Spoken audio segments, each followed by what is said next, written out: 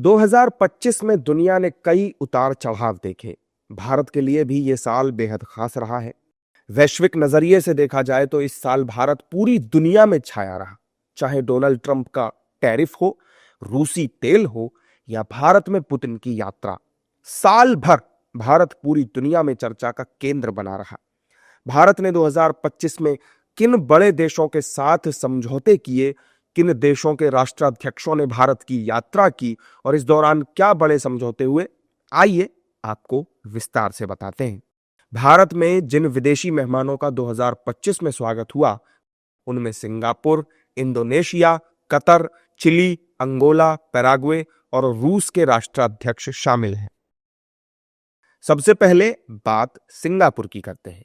Singapore के राष्ट्रपति थरमन शनमुगारत्नम ने 14 से 18 जनवरी के बीच भारत की यात्रा की थी।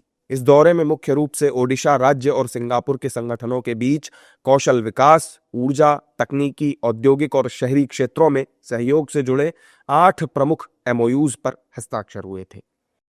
अब बात करते हैं इंडोनेशिया के राष्ट्रपति प्रबोवो सुबियांतो की।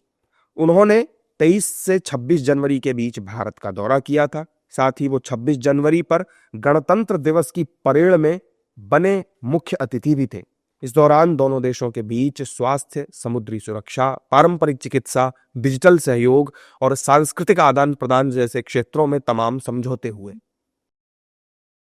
इसके अलावा कतर के अमीर तमीम बिन हमाद अल थानी ने भी 17 से 18 फरवरी के बीच भारत की यात्रा की थी। इस दौरान दोनों देशों के बीच रणनीतिक साझेदारी बढ़ाने और व्यापार, निवेश, ऊर्जा सहयोग पर समझौते हुए।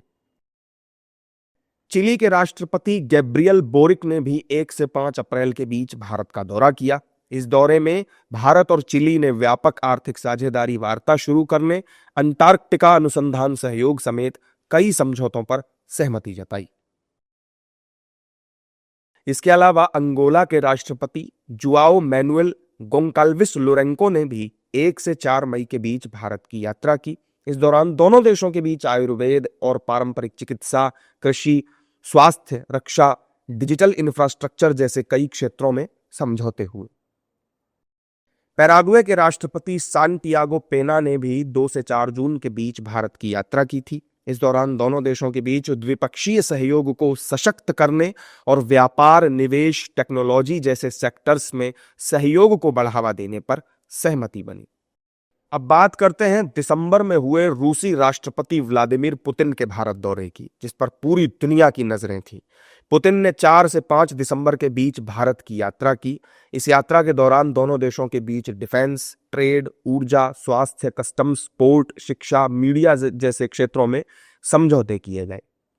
कुल मिलाकर साल 2025 प्रधानमंत्री नरेंद्र मोदी के नेतृत्व में भारत की कूटनीति, अंतर्राष्ट्रीय व्यापार और वैश्विक मौजूदगी के लिहाज से बेहद सफल साल रहा है।